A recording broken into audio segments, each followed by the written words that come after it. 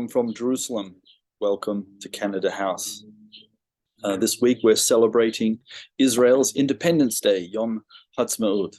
Israel turned 75 years ago. The United Nations gathered together and created the state of Israel.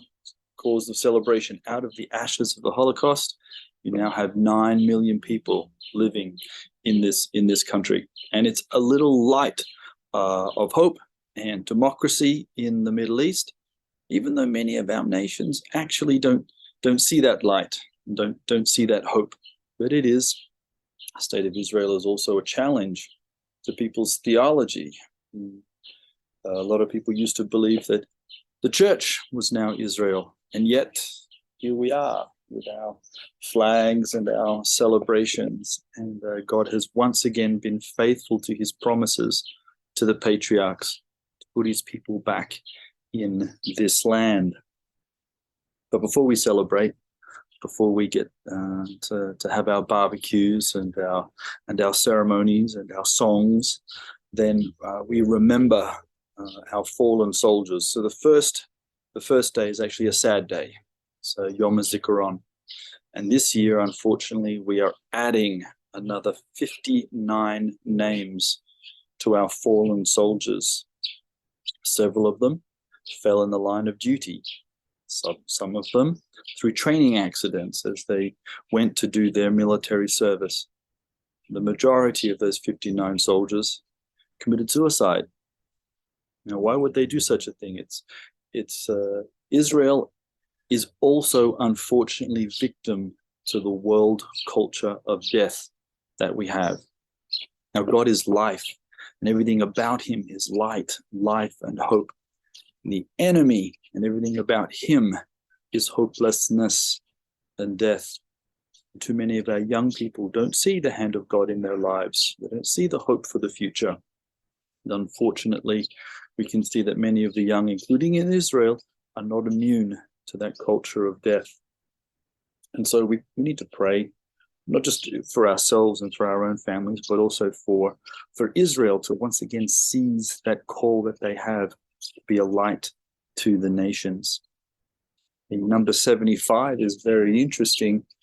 Abraham left Haran when he was 75 to answer the call to leave his father's house, to go to a land that God will show him, and to be a blessing to the nations. So Israel still has to come into that prophetic fulfillment. And so perhaps right now, in this time period, 75th year, Israel may seize the moment to indeed be a light to the nations. And that challenge and that calling is still on Israel today. And our job is to assist Israel in that calling. So a couple of prayer concerns for this 75th year of celebration.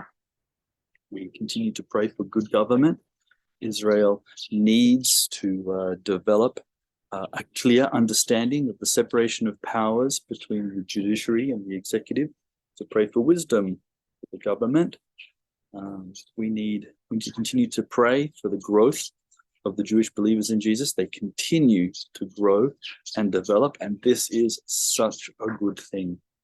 But at the same time, we remember that we do have an enemy who doesn't like to see the plans of God come into fruition. So we need to pray. But also should pray for our own nations.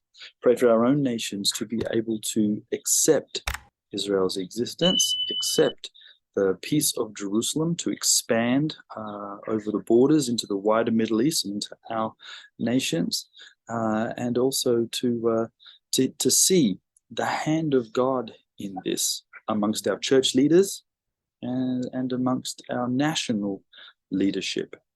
So brothers and sisters, Israel is turning 75. Praise be to God. Let's remember those that fell to get this done. Did they know what they were doing when they came to this land and migrated from foreign places? Probably not. The prophets say that the Lord will return Israel, and then he will take out hearts of stone, put in hearts of flesh. So we pray for that. as well, that the Lord would indeed move amongst the hearts of both the Arab and Jewish peoples of this land.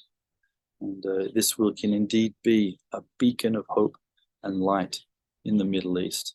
Praise be to God for what he's doing. Keep up your prayers and support. We really appreciate it very much. Come and visit and see all the great things that we're doing here. Shalom from Jerusalem.